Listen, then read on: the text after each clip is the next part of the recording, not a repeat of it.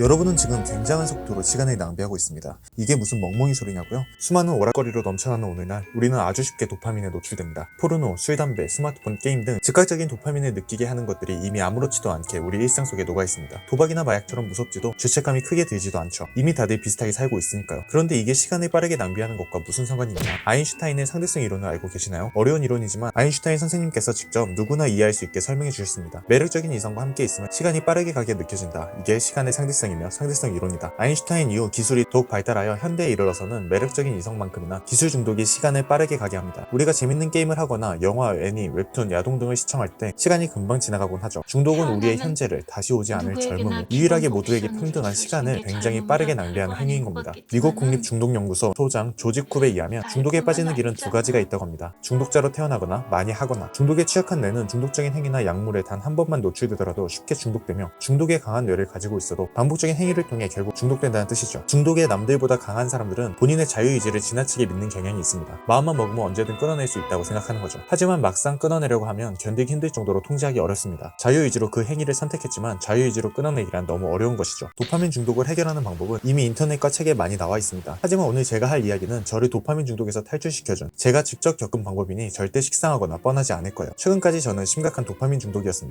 포르노, 흡연, 스마트폰 등 정신없이 도파민을 쪄들어 살다 보면 조금만 가만히 있어도 지루함을 넘어 답답함을 느끼게 됩니다. 그래서 자극적인 포르노를 보고 그 이후엔 담배를 피웠습니다. 그걸로 한껏 해소했다고 생각했는데 그 이후 느껴지는 건 극심한 무기력감과 더욱 강렬한 답답함이었습니다. 그 답답함을 잠시나마 잊게 해줄 수 있는 건 재밌는 웹툰이었습니다. 완결된 웹툰을 찾아 밤새 정주행하고 볼 게 없으면 의미 없는 유튜브 쇼츠를 스크롤했습니다. 배가 고프면 시간에 상관없이 배달 음식을 시켜 먹었죠. 밤낮은 완전히 뒤바뀌어 아침해를 보고서도 한참 뒤에야 잠을 청했고 해가 떨어질 쯤에야 일어났습니다. 책을 읽거나 운동을 하는 등의 생산적인 일에 대한 집중력이 극도로 떨어져 능동적인 그 무엇도 할 수 없었죠. 이대로 살면 진짜 큰일 날 것 같은 생각이 들었지만 의지는 언제나 갈망에 패배했습니다. 몇 년의 노력으로 키워낸 사업의 매출이 점점 하락하고 주변에서 제 평판이 서서히 안 좋아지기 시작했습니다. 이때부터는 위기의식이 좀 더 강하게 느껴졌어요. 일단 이 쓰레기 도파민을 전부 끊어내자. 그리고 그 다짐은 놀랍지도 않게 하루를 버티지 못합니다. 모든 것을 한 번에 끊는 건 도저히 못하겠더라고요. 그러다 예상치 못한 부분에서 방법을 찾게 되었는데 어느 날 저는 돈도 아낄 겸 저에게 가장 의미가 적다고 생각한 음식을 제한하기 시작했습니다. 배달을 끊고 야채나 과일 등 생식 위주의 식단을 시작했죠.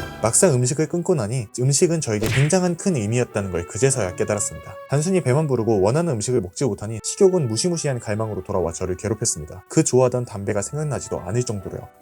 근데 담배가 생각이 안 나네요. 끊으려고 패치도 붙여보고 껌도 씹어보고 명상도 하고 별 연병을 해도 못 끊었던 담배가? 이건 제게 굉장히 충격적인 일이었습니다. 동시에 포르노조차 별 감흥이 없게 느껴졌어요. 식욕을 해소하지 못하니 흡연욕과 성욕까지 컨트롤되기 시작된 겁니다. 그러니 웹툰과 쇼츠는 쉽게 자제할 수 있었습니다. 상위 욕구가 억제되니 밑에 있는 하위 욕구들은 자연스러운 통제가 가능하게 되더라고요. 제가 힘들다고 느낀 건 단 하나, 식욕뿐이었습니다. 그로부터 식욕만 억누르며 살았는데 다시 운동도 하고 글도 쓰고 책도 읽을 수 있게 되었습니다. 일상의 행복을 되찾게 된 거죠. 아니 되찾은 정도가 아니라 매일 제 인생에서 가장 좋은 컨디션이 되었습니다. 수면 패턴도 노력하지 않아도 자연스럽게 정상으로 돌아오게 되었고요. 하지만 이 방법은 저에게 맞는 방법일 뿐 모두에게 통용되지는 않을 겁니다. 암묵지식이란 말이 있습니다. 쉬운 예로 자전거를 타는 방법을 한번 알게 되면 잊어버리지 않지만 다른 사람이 타도록 알려줄 수 없는 것이 암묵지식입니다. 저는 이 말에 뼈저리게 공감합니다. 항상 뭔가를 준비할 때 이론을 공부하지만 기본적인 것 외엔 결국 나에게 맞는 나만의 방법을 찾게 되더라고요. 같은 것에도 사람에 따라 중독되는 정도의 차이가 있는 만큼 중독에서 벗어나는 것도 방법과 정도의 차이가 있을 겁니다. 이 영상을 보고 제 방법에 호기심이 생긴다면 한번 도전해보세요. 실패하셨다고요? 괜찮습니다. 다른 방법을 찾아보세요. 포기하지만 않는다면 당신에게 맞는 정답을 꼭 찾을 수 있을 겁니다.